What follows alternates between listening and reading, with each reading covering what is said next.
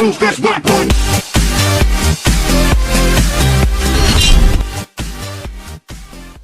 Bismillahirrahmanirrahim. Assalamualaikum warahmatullahi wabarakatuh. Alhamdulillahirabbil alamin wa bihi nasta'in wa ala umuri dunya waddin wassalatu wassalamu ala asrafil anbiya'i wal mursalin wa ala alihi wa sahbihi ajmain amma ba'du. Rabbi shrah li sadri wa yassir li amri wa hlul 'uqdatam min lisani yafqahu qawli. Oke, perkenalkan, nama saya Abdul Halim Halholis dari Pendidikan Agama Islam Universitas Muhammadiyah Yogyakarta akan mempresentasikan analisis buku Fikih Pendidikan SMP Muhammadiyah kelas 9 yang sebelumnya sudah dibahas oleh Saudara Bagas. Marilah kita menuju ke pembahasan. Untuk analisis yang pertama adalah kesesuaian materi dengan tujuan pendidikan nasional dan tujuan pendidikan Muhammadiyah. Tujuan pendidikan nasional yang dirumuskan dari visi dan misi pendidikan nasional dapat disimpulkan bahwa tujuan utama pendidikan nasional adalah untuk menjadikan warga negara Indonesia yang cerdas, berilmu pengetahuan yang tinggi dan luas, serta mempunyai jiwa sosial yang tinggi. Sedangkan tujuan pendidikan Muhammadiyah secara keseluruhan adalah mewujudkan generasi yang berakhlakul karimah dan dapat meraih kesuksesan dunia akhirat dengan ilmu pengetahuan dan bakat yang ada dalam diri semata-mata untuk mengabdi kepada Allah Subhanahu wa taala. Dari kedua kesimpulan tersebut, maka dapat disimpulkan kesesuaian materi fikih kelas 9 semester 2 dengan tujuan pendidikan nasional dan pendidikan Muhammadiyah sebagai berikut.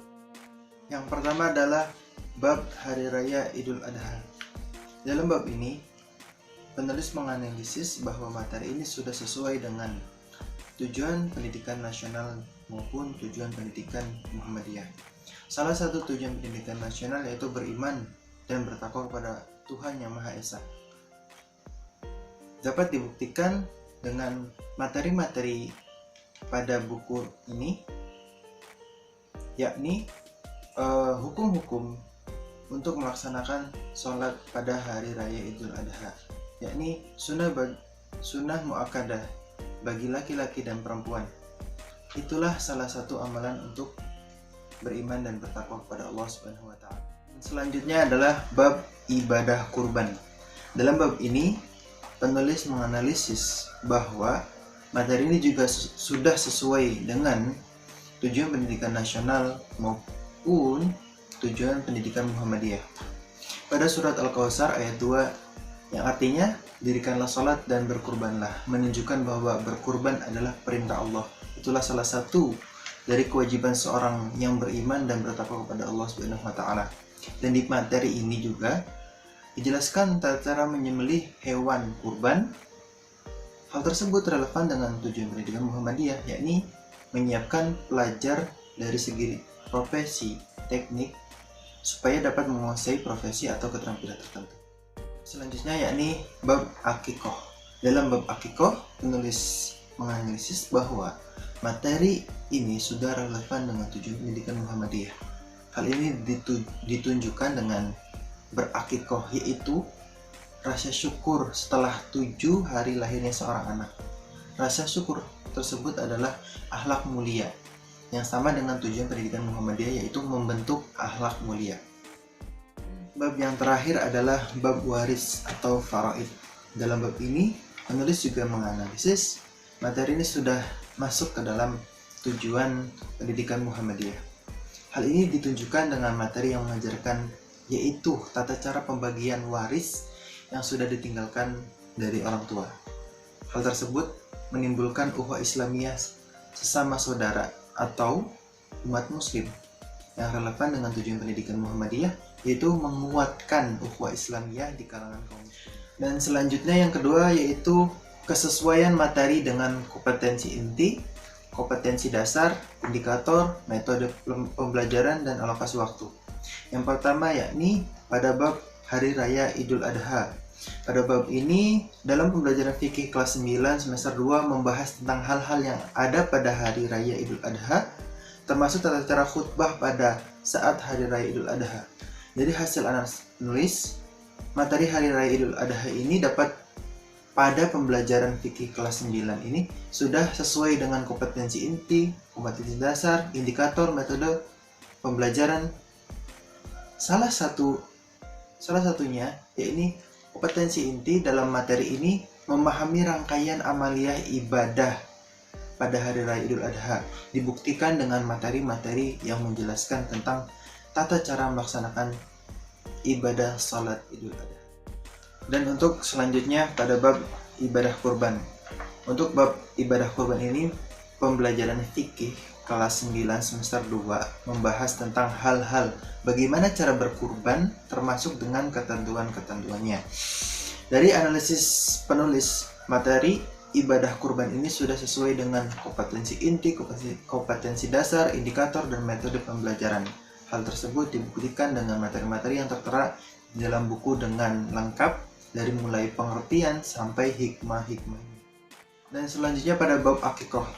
Untuk bab akikoh ini, pembelajaran fikih kelas 9 semester 2 membahas tentang hal-hal akikoh, dasar hukum, tata cara akikoh, dan hikmahnya.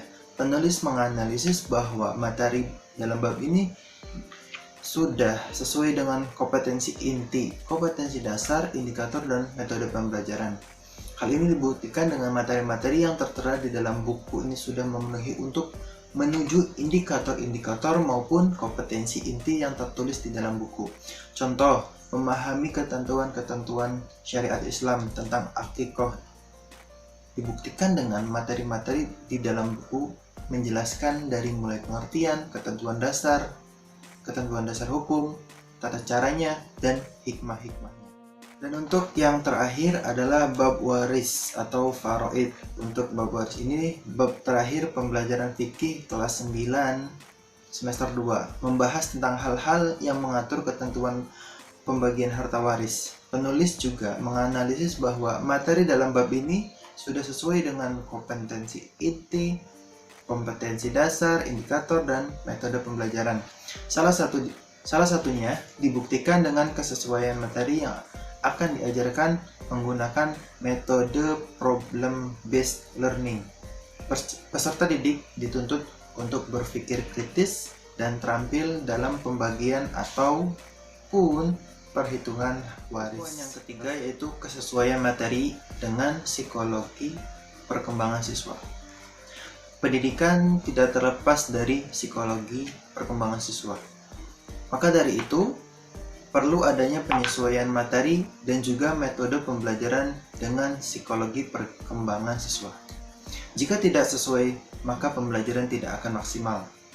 Dalam hal ini, penulis akan menganalisis tentang kesesuaian materi dengan psikologi perkembangan siswa.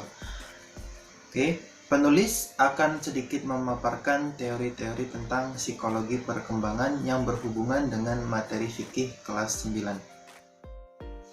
Usia peserta didik SMP berkisar antara 13 sampai dengan 15 tahun dan masuk pada kelompok masa remaja awal, seperti yang dijelaskan oleh Bumini dan Sundari. Dilihat dari usianya, maka perkembangan siswa kelas 9 menurut psikologi perkembangan adalah sebagai berikut. Yang pertama adalah perkembangan kognitif. Perkembangan kognitif menurut Jean Piaget terdiri dari 4 tahap, yaitu tahap sensorik motorik, tahap pra-operasional, tahap operasional konkret, dan tahap operasional formal. Dari keempat tahap perkembangan kognitif tersebut, siswa kelas 9 sudah masuk pada tahap keempat, yaitu tahap operasional formal. Tahap operasional terdiri pada usia 11 tahun hingga dewasa. Pada tahap ini, seorang sudah masuk dalam usia remaja, bukan lagi anak-anak. Pada tahap ini, remaja seharusnya sudah mampu berpikir logis dan memikirkan hal-hal yang abstrak, serta mampu membuat perencanaan, kemudian mengantisipasi berbagai macam informasi yang diperlukan. Untuk tahap perkembangan selanjutnya yaitu perkembangan moral. Perkembangan moral menurut Jean biasa terdiri dari 2 tahap, yaitu tahap heteronomos, usia kurang dari 11 atau 12 tahun, dan tahap autonomos, usia lebih dari 11 atau 12 tahun. Siswa kelas 9 sudah masuk pada tahap yang kedua, yaitu tahap autonomous. Pada tahap ini merupakan tahap moralitas kerjasama. Aturan dipandang sebagai hasil kesepakatan bersama, menilai perilaku moral berdasarkan niat pelakunya, dan hukum dipandang sebagai suatu hal tidak serta-merta, namun dipengaruhi oleh niat pelakunya. Sedangkan perkembangan moral menurut Kohlberg terdiri dari 3 tahap, yaitu prakonvensional, konvensional, dan pasca konvensional. Siswa kelas 9 dapat dikategorikan pada tahap konvensional, yaitu pada tahap ini sesuatu perubahan dinilai baik oleh anak apabila mematuhi harapan otoritas atau kelompok sebaya. Untuk perkembangan spiritual, menurut James Fowler terdiri dari 7 tahap. Siswa kelas 9 berdasarkan usia idealnya sudah masuk pada tahap sintetik atau konvensional fight, usia 12 tahun sampai akhir masa remaja atau awal masa dewasa. Kepercayaan remaja pada tahap ini ditandai dengan kesadaran tentang simbolisme dan memiliki lebih dari satu cara untuk mengetahui kebenaran.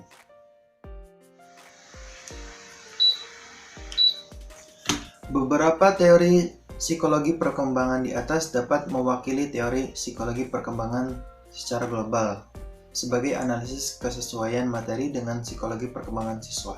Berdasarkan beberapa penjelasan mengenai psikologi perkembangan siswa kelas 9 tersebut, penulis dapat menganalisis materi fikih kelas 9 semester 2 sebagai berikut. Untuk bab Hari Raya Idul Adha, dalam pembelajaran fikih kelas 9 semester 2 membahas tentang hal-hal yang ada pada Hari Raya Idul Adha, termasuk tata cara khutbah pada Hari Raya Idul Adha. Dari hasil analisis penulis, materi Hari Raya Idul Adha ini pada pembelajaran fikih kelas 9 sudah sesuai dengan perkembangan kognitifnya, karena di materi tersebut tertera hikmah-hikmah dari Idul Adha. Dari hikmah-hikmah tersebut, siswa dapat selalu bersyukur kepada Allah Subhanahu wa Ta'ala, menjadi seorang muslim untuk beribadah kepada Allah.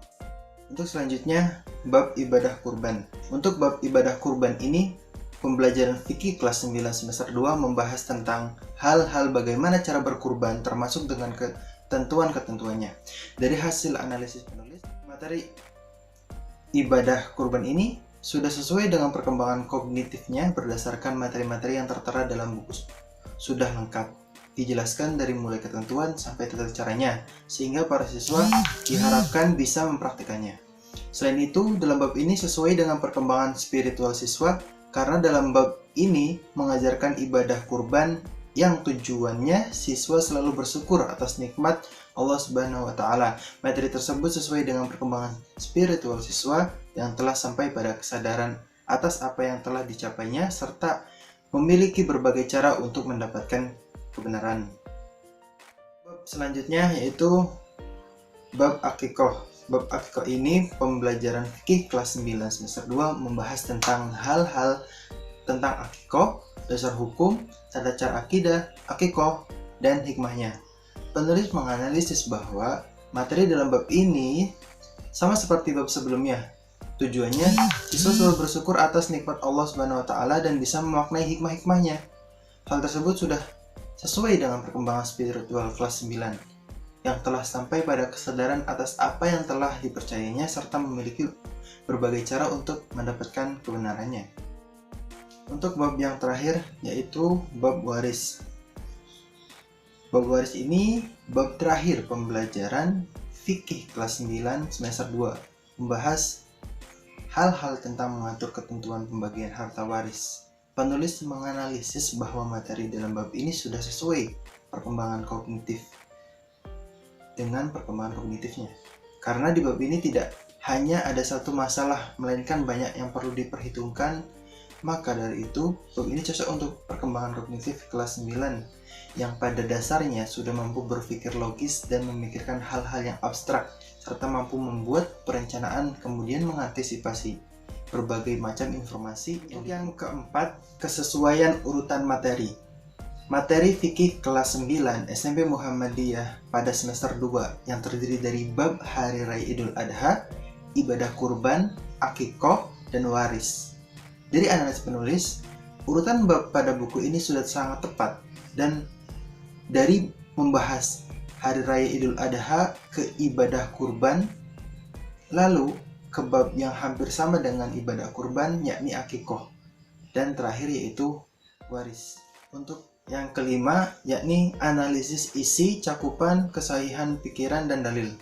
Untuk analisis isi buku ini, menurut penulis, sudah baik dan bagus di dalamnya. Terdapat materi yang lengkap, dan di setiap babnya ada pendahuluan untuk merangsang materi yang akan dikerjakan. Satu lagi, yang membuat buku ini sangat baik, di setiap babnya terdapat kisah teladan dan wawasan yang membantu pemahaman peserta didik yang belajar dengan buku ini. Untuk dalil-dalil yang dikutip oleh buku ini menggunakan ayat-ayat Al-Quran dan dalil-dalil yang sahih dibuktikan dengan mengutip hadis-hadis dari perawi seperti Muslim, Bukhari, Tirmizi, Ahmad, dan Ibnu Majah.